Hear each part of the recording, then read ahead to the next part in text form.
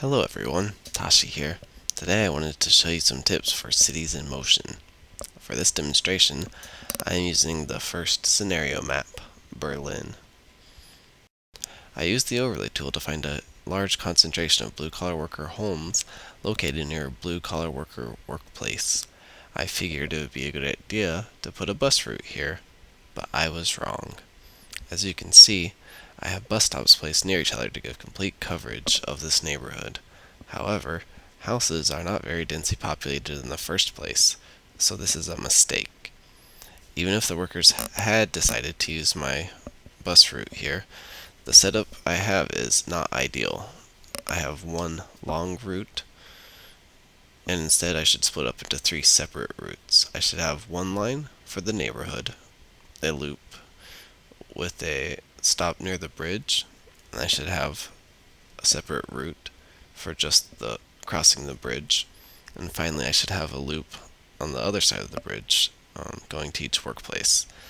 The benefit of this would allow me to charge each customer 3 different times just to go to work. And although it isn't a factor on this particular map, on later scenarios you have different vehicles with different maximum capacities and different speeds. So I would be able to choose different buses for different legs of this route, which would allow me to optimize it and gain more profits. The take-home message from this failure of a bus line is, do not invest resources in a sparsely populated area. Notes on tram lines. My tram line isn't ideal, but it has been profitable from the day I built it many years ago. The key to successful tram lines is keeping your tracks off of crowded streets. As much as possible, build tracks through forests, fields, parks, or medians on streets. Unfortunately, to get to certain areas, it is necessary to cross streets. It isn't the end of the world, but if your trams get stuck in traffic, it will cause your customers to be unhappy and you will lose profits. Doing quests. Don't sweat simple tasks. This particular quest asks me to buy 3 buses or trams. I buy 3 buses, gain the reward, and then immediately sell the buses. Likewise, if you receive a task to connect some farmer's hut out in the boonies to the railway station, place 1 bus stop sign at each end, build the line, put a bus on. Be sure you start the line by clicking the green flag, and after you get the reward, delete the line, sell the bus, and sell the bus stop signs. In this way, you can gain the task reward by only spending a few dollars. Next, I want to show you an example of chaining your lines together. As you can see here, I have a small loop on the top, which is connected at one stop to another line south of it.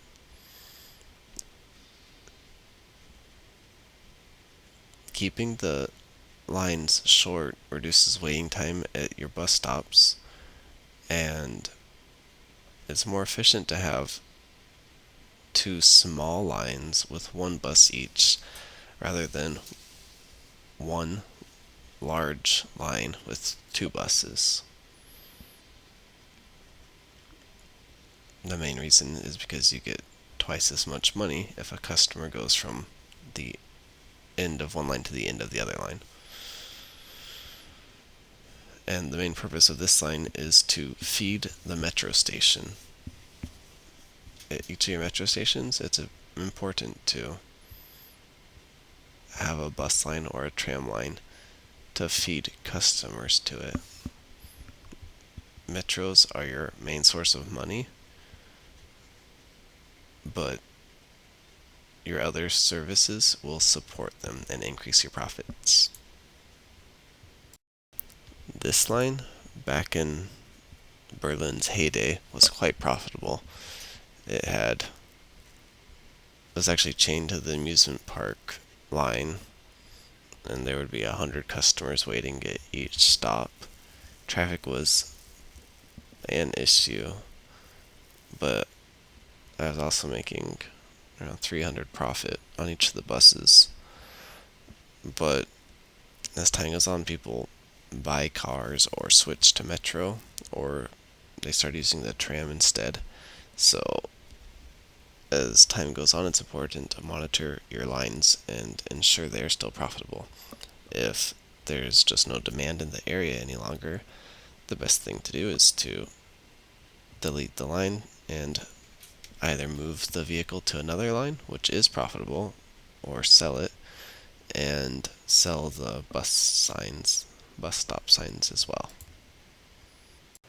Looking at the vehicle roster, we can see this bus has no income and no profits, but the very right hand column also shows it's not attached to a line, which explains the lack of incoming customers.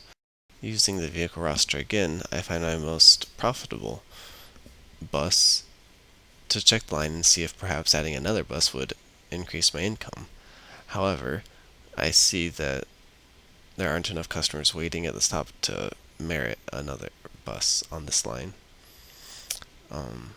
Incidentally, this line is also a bus line which has the purpose of feeding a metro line.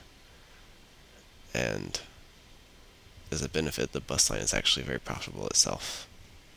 Checking the roster for stops and stations, I can see that people are very unhappy at this metro station stop. However, the average waiting time is rather low, so I assume metro had a slight breakdown, which caused a delay, which is the cause of the customer's unhappiness. If there were a different cause, I would need to add more trains or do something to fix the problem.